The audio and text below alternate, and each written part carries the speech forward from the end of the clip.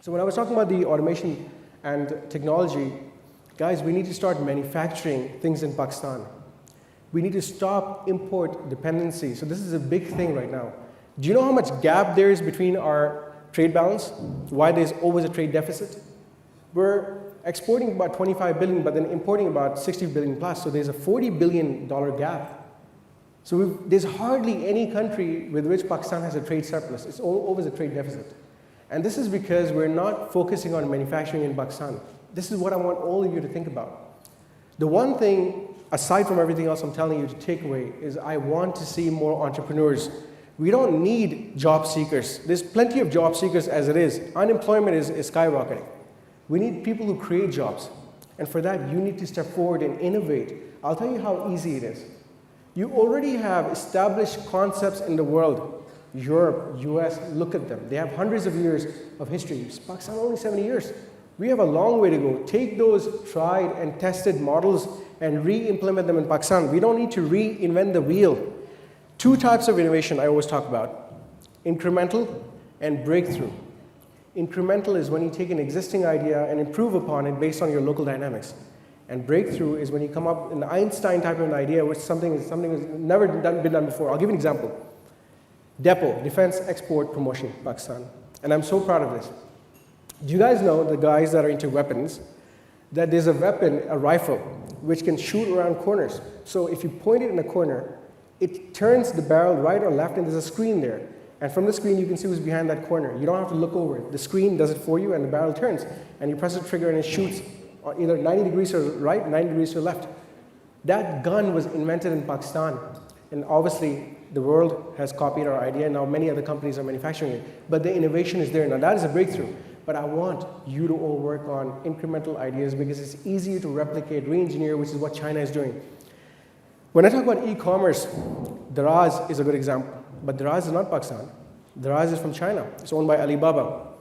What have we come up with Pakistan? So we've come up with a few models like Bharia, and there's a few others, Swivel, and there's a few others that are working on online. Food Panda is working there. But there's many more. So how do you think brands survived during COVID-19? All these stores, 20, 30, 40, 50 stores that were there with the fixed cost of utilities, rent, staff, they were able to survive because they went online. So brands like AK Studio, which is selling Al-Karam items and selling a lot of other baby clothing. We've got Mango there, we've got Outfitters, we've got Breakout, we've got Sapphire, we've got all these brands locally that were able to move hundreds and thousands of their inventory through delivery through TCS and whatever and whatnot. That's how they were able to survive, and that became an alternative now. So most of the people, because of COVID, are now able to shop online, now prefer to shop online. I mean, it's about 42 degrees out there. Why would you go out there? And you're able to do business with people across Pakistan and globally. We have a lot of people sitting here that may be trading on Amazon now, and Amazon is going to come to Pakistan. E-payment partners like PayPal will come to Pakistan. We've got policy constraints. We are going to move out of these policy constraints, but it's not stopping you, which is why we're talking about crypto, which is why we're talking about metaverse, and we're talking about all these new technologies, blockchain technology, which are going to happen in Pakistan as well. They're happening around the world. There's no reason why they won't happen here. We're a little bit slower, but we will eventually get there. But you need to be prepared, be ready, be aware. If you say to yourself, this is never going to happen in Pakistan, and I'm telling you, it will tomorrow, and you're not going to be ready for it. One thing I always advocate is there's a lot of obstacles in Pakistan, but I consider every obstacle as an opportunity. I was talking in the Weeds Hub right now, and despite the whole political instability, it hasn't changed any of my plans. Today, this morning, I was at a groundbreaking ceremony for a new project that we're doing in Diplomatic Enclave. I've got another 4 more high-rises we're planning towards Taj Residencia, and there's 3 more major projects happening in Centaurs. We're finishing our 5-star hotel, which is due for completion within a year's time. We're extending the shopping mall, so for those of you who love shopping, there's going to be another 400,000 square foot leasable area with a lot of new brands.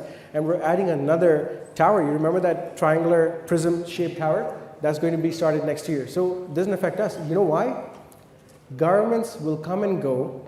The business community and the citizens of Pakistan will remain. So it's our stake, our neck, and our generations which we're talking about. We're not talking about the others. So it's irrelevant who is in power, because it's us who's going to drive the economy. It's us who's going to add value. The private sector is what builds countries. It's not the governments. The governments give policies. The investment and employment is created through the private sector.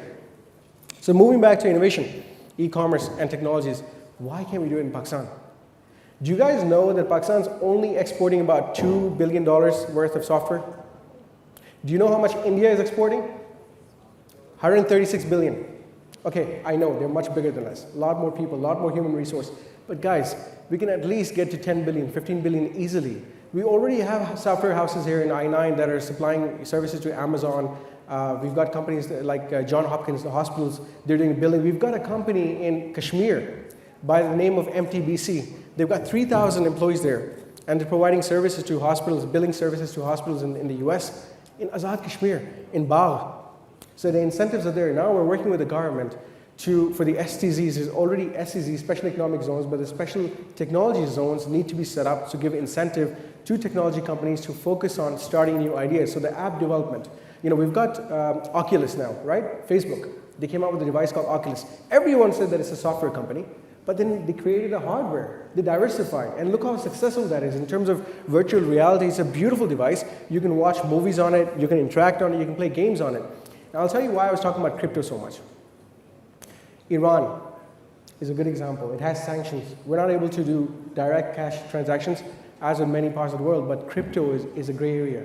Crypto can be used to trade, and I'll tell you why I'm saying this. When I went to Turbat, it's about 2.5 hours flight from here towards Gwadar. What's funny is 600,000 individuals are living there, 6,000 populations there. Not a single business is from Pakistan. The bakeries are being supplied bakery items through Iran. The grocery stores are being supplied grocery items from Iran. I was like, so where's the Pakistani businessmen in this?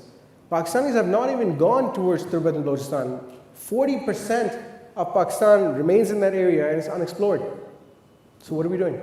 And when I talk about trade, crypto was one. When I met with the ambassador from Iran, I said that if we can't do cash transactions, why can't we do it to crypto? It's online. And even though the state bank doesn't regulate, if I have got money in Dubai, I've got money elsewhere that I can have it sent over to trade goods, it's doable. There's always a way out, but that's where innovation comes in. So every obstacle also has an opportunity with it. Think of it differently, think out of the box. This is why I keep telling people, don't get so bogged down. Disconnect yourself, move back. When you move away from something, it gives you perspective. You're able to see in a very different angle. And there's something I always tell people, if you've got no one to discuss with the walls. Get opinions. Think with others. There's always dialogue and discussion you can have. And another important thing with Turbat, and some facts I want you to know about Pakistan. Do you have any idea how much resources we have in this country? Guys, we are the 5th largest producers of mangoes in the world. We have the 5th largest reserve of minerals and gems in the world. We have the 5th largest reserves of cotton in the world. Sugarcane.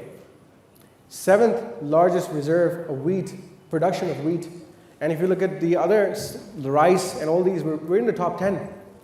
So in terms of production capability, we have everything we need. What we need is value addition. And that comes through transfer of technology.